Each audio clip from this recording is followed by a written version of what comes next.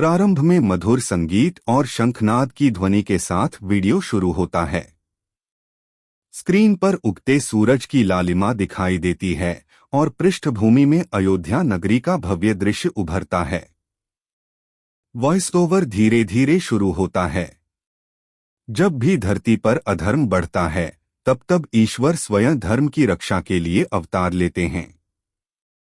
त्रेता युग में जब रावण का अत्याचार बढ़ा, तब प्रभु विष्णु ने भगवान श्री राम के रूप में अवतार लिया और संसार को सत्य, धर्म और मर्यादा का मार्ग दिखाया।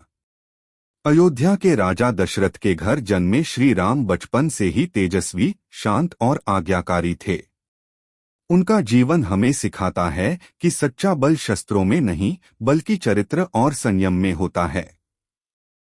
श्री राम ने अपने जीवन में हर रिश्ते को मर्यादा के साथ निभाया। एक आदर्श पुत्र, आदर्श भाई, आदर्श पति और आदर्श राजा के रूप में वे आज भी लोगों के हृदय में बसे हुए हैं। बाल्यकाल में ही उन्होंने ऋषि विश्वामित्र के साथ जाकर राक्षसों का नाश किया और ऋषियों की रक्षा की।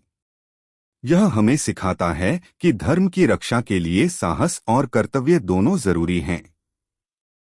जब जनकपुरी में सीता स्वयंवर हुआ, तब भगवान राम ने शिव धनुष को तोड़कर माता सीता से विवाह किया।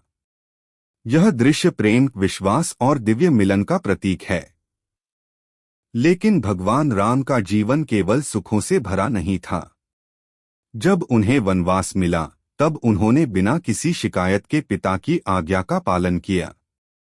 उन्होंने राजसिंहासन को त्याग कर जंगल का मार्ग चुना। यही मर्यादा पुरुषोत्तम की सबसे बड़ी पहचान है, कर्तव्य के लिए त्याग करना। वनवास के दौरान माता सीता और लक्ष्मण उनके साथ रहे। जंगल में उन्होंने ऋषियों की सेवा की और राक्षसों का विनाश किया। लेकिन रावण द्वारा माता सीता का हरण होने के बाद भगवान राम का जीवन एक महान युद्ध की ओर बढ़ा। सीता माता की खोज में भगवान राम की भेंट हनुमान जी से हुई।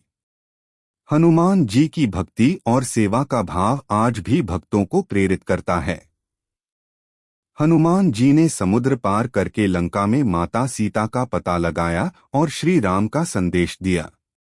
इसके बाद भगवान राम ने वानर सेना के साथ मिलकर समुद्र पर सेतु बनाया और लंका पर चढ़ाई की।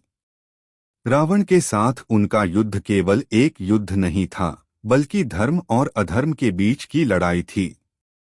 अंततः ऐसी वीडियो को देखने के लिए लाइक एंड सब्सक्राइब करें प्लीज।